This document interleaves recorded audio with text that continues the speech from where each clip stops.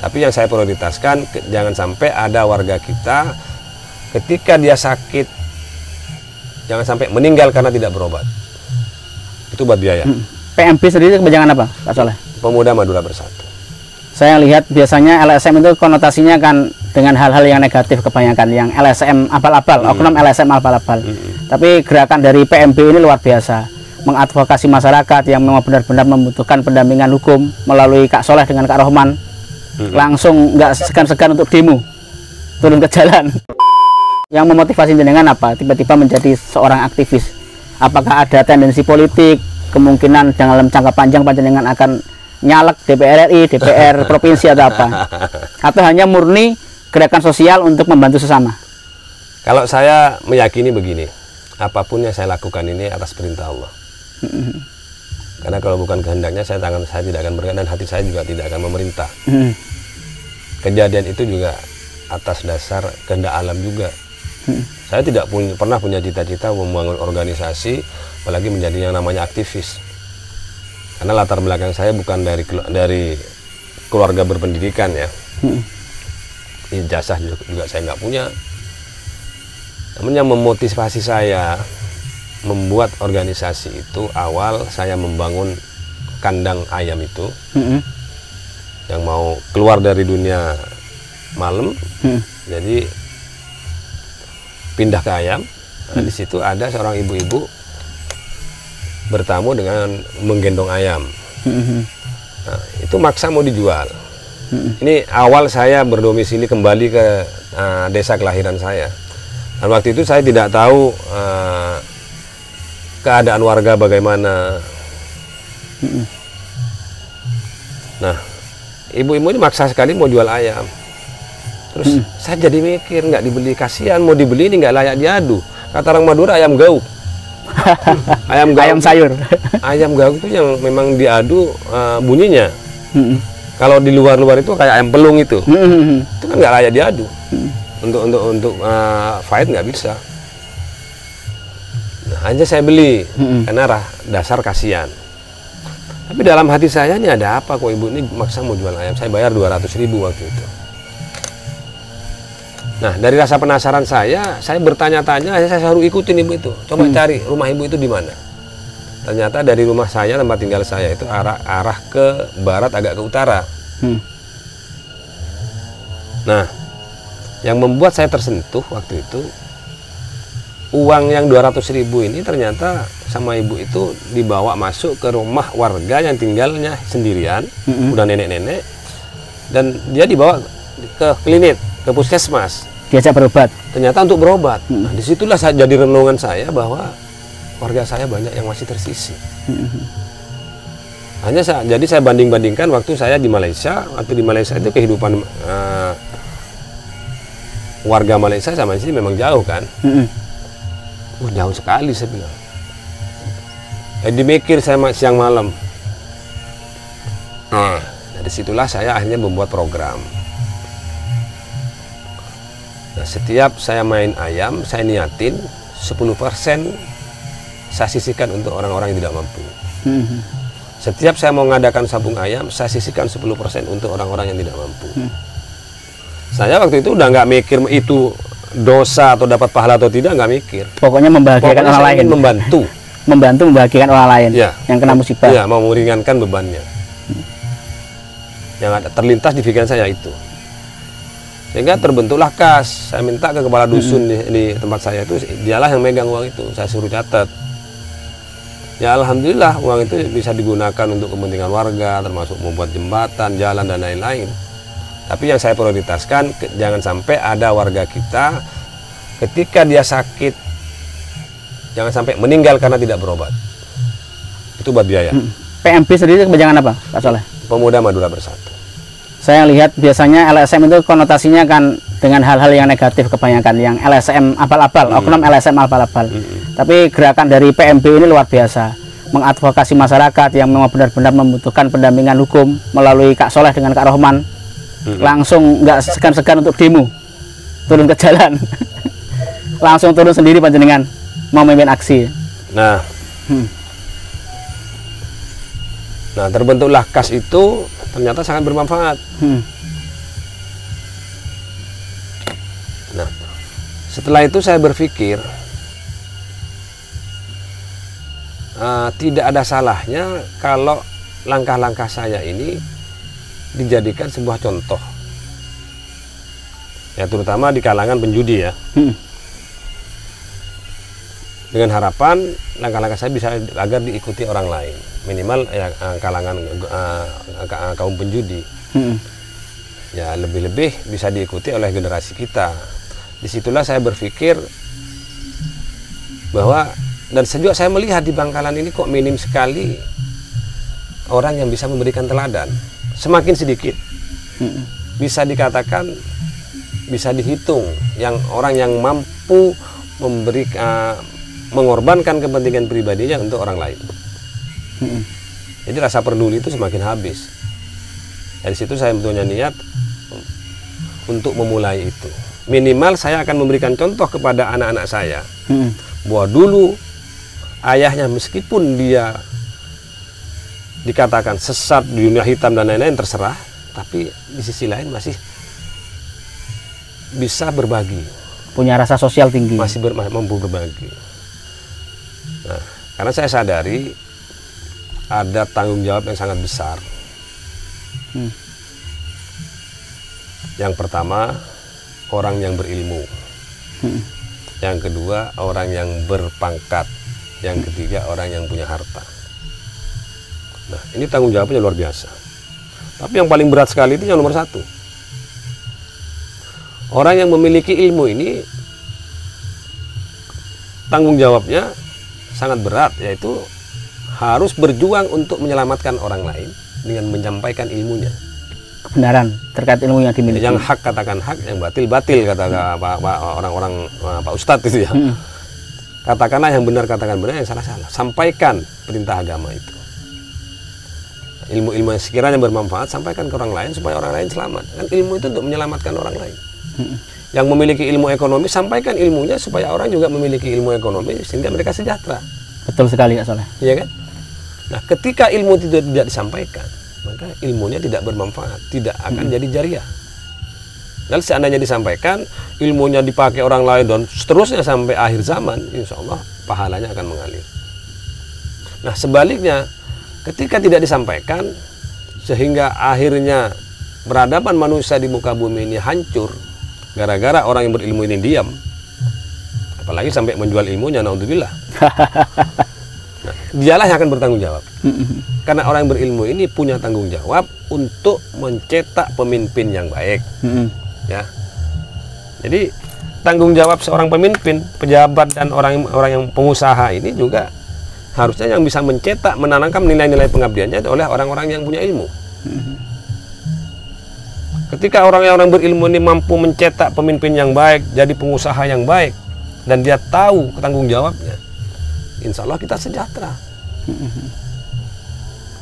Maka saya berpikir begini, ketika ada pemimpin yang dolim, yang selalu merampas haknya masyarakat, rakyat, ya orang yang berilmu ya di sekelilingnya, itulah yang bertanggung jawab nanti. Kalau dia tidak mampu mengingatkan, dan atau dia sudah gagal mencetak generasi yang baik. Seperti saya ini. Jadi pengusaha misalnya, sukses, tapi saya pelit. Karena saya tidak tahu bahwa saya ini punya tanggung jawab. Bahwa tugas bagi orang-orang yang berduit, yang memiliki harta, yang punya kemampuan adalah menyantuni orang-orang yang tidak mampu. Betul sekali. Yang pertama anak yatim, kaum duafa lainnya. Itu tanggung jawab kita, orang yang mengetahui. Sedangkan yang pejabat, tugasnya adalah melindungi yang lemah. Dengan kekuasaannya. Dengan kekuasaannya, bukan merampas haknya yang lemah. Nah, ketika oleh pejabat ini dilakukan dan orang-orang yang berilmu di sekelilingnya tidak mampu mengingatkan, dialah bertanggung jawab. Makanya hati-hati dengan tiga ini. Harta, jabatan, ilmu. Ilmu yang pertama. Ilmu yang pertama. Ilmu, jabatan, harta. Kan kuncinya ada di orang-orang yang berilmu ini untuk menyelamatkan orang lain supaya tidak jadi orang yang jahat. Tugasnya mendidik anak-anak, menanamkan prinsip-prinsip yang baik supaya kelak ketika dia besar jadi orang yang baik. Ini sangat berat. Hanya membuat saya miris saat ini ilmu semakin mahal. Kita mau ngaji aja ngundang salah satu kiai, kalau nggak ada amplopnya tebal nggak datang. Kalau tipis bisa jadi kiai tersebut nggak datang lagi. Nggak datang lagi. Itu sudah jadi cerita di masyarakat itu, bukan rahasia lagi, umum. Kembali lagi ke PMB, berarti salah satu motivasi didikan PMB apa itu Pemuda Madura Bersatu. Itu juga salah satu wadah Kak Soleh untuk mendedikasikan diri, ya, melakukan gerakan sosial, memberi sesuatu yang bermanfaat bagi masyarakat. Mungkin demikian Kak Soleh. Minimal saya memberi contoh terhadap keluarga saya. Karena prinsip saya, menurut saya, orang yang berharta itu banyak, tapi yang mampu jarang. Berharta banyak, yang mampu jarang. Yang mampu jarang. Artinya apa? Orang yang memiliki harta itu banyak, tapi yang mampu berbagi jarang. Karena termasuk saya, kadang-kadang rasa memiliki itu tinggi, bahwa apa yang saya peroleh dan apa yang saya miliki saat ini merasa milik saya, padahal bukan. Betul. Nah, ketika orang sudah merasa memiliki, ya otomatis jadi pelit. Dan jika suatu saat apa yang kita miliki diambil oleh Allah, dia akan tersiksa dan sangat amat merasa kehilangan. Padahal sejatinya bukan miliknya. Termasuk badan kita, anak, nyawa istri kita, semua milik Allah. Kapan aja bisa diambil. Sepakat. Maka untuk menjadi orang bahagia sulit. Jauh sekali. Yang semua rasa-rasanya kan begini ya. Semua orang tuh mengejar kebahagiaan. Tidak ada manusia manapun, apapun yang dia lakukan pasti tujuannya untuk kebahagiaan. Baik kebahagiaan dirinya, anak dan istri, juga yang keluarga yang lain. Tapi apakah kebahagiaan itu bisa hadir tanpa ketenangan? Ya, itu mungkin yang disebut dengan keberkahan hidup. Ya. Bahagia itu akan datang ketika kita sudah tenang. Ketenangan itu bisa hadir ketika kita sudah mampu menjalankan perintah Tuhan dan menjauhi larangannya. Termasuk jangan menyakiti orang lain, jangan sampai merugikan orang lain. Betul. Hidupnya akan tenang meskipun hanya makan singkong. Jadi bahagia itu tidak terletak pada materi kalau menurut saya. Tidak juga terletak pada jabatan dan berapa tinggi derajat kita. Tapi terletak pada hati kita. Ya, ketika hati kita itu sudah mencapai sebuah ketenangan, berarti kita sudah bebas dari dosa. Betul sekali. Kalau pejabat masih korup, kalau pejabat masih beli pelacur, berarti kan dia tidak tenang dengan masih hidupnya. Belum tenang. Cari pelampiasan untuk membahagiakan dirinya. Ya, kebahagiaan sesaat seperti yang saya alami dulu. Kalau Kak Soleh ini pemirsa sudah merasakan manis pahitnya kehidupan. Beliau bercerita pada kita tadi bahwasanya untuk dunia sisi kiri atau dunia gelap itu tidak bisa mendapatkan ketenangan batin. Bisa tenang ketika bisa berbagi kasih. Mungkin demikian Kak Soleh. Mampu menjalankan perintah agama dan menjauhi larangannya. Insya Allah ketenangan itu hadir. Karena tidak ada suatu agama pun yang memerintahkan kamu sakiti tetanggamu, kamu tipu saudara-saudaramu. Dengan sampean menipu saya, padahal saya tidak tahu. Ini contoh ya. Sampean itu menipu saya dari masalah kecil ya, hal ucapan aja. Tapi begitu pulang ke rumah sampean tenang nggak? Tidur pasti ingat, oh saya udah bohong sama Kak Soleh. Hal kecil itu sudah membuat hati sampean nggak tenang. Gimana mau bahagia meskipun sampean hidup bergelimang harta? Betul sekali. Contoh yang sangat simpel itu. Ada yang ganjal di hati. Pasti ada yang mengganjal, sudah mengganggu ketenangan kita.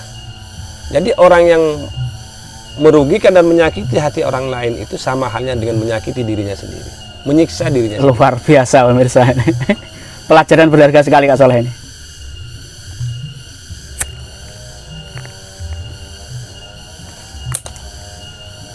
Kalau ingin tenang, hiduplah pada pakem yang sudah ada, yang diajarkan agama. Iya.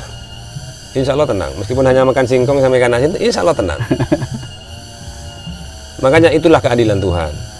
Kalau bahagia diukur dari materi, jabatan, dan lain-lain, tentunya orang miskin tidak bahagia. Kebahagiaan itu ada di hati, nggak kelihatan. Dan Allah sudah mengatur sedemikian rupa. Kalau sampean punya penghasilan misalnya sehari 50.000, ketika sampean sakit di puskesmas aja pasti sembuh. Coba konglomerat, kalau nggak ke Singapura, ke Amerika nggak sembuh. Betul. Penyakitnya beda.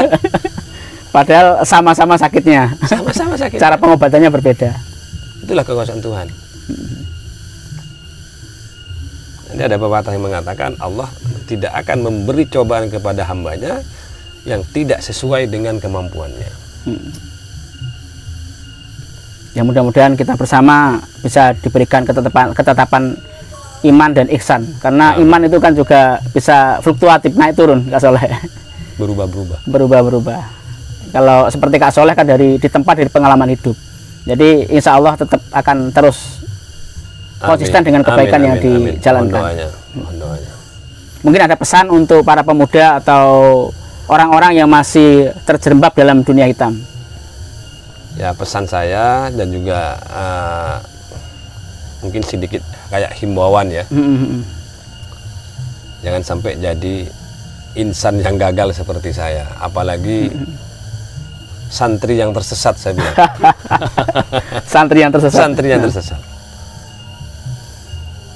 Jadi mungkin sedikit bisa dijadikan motivasi. Kenapa saya bilang santri yang tersesat?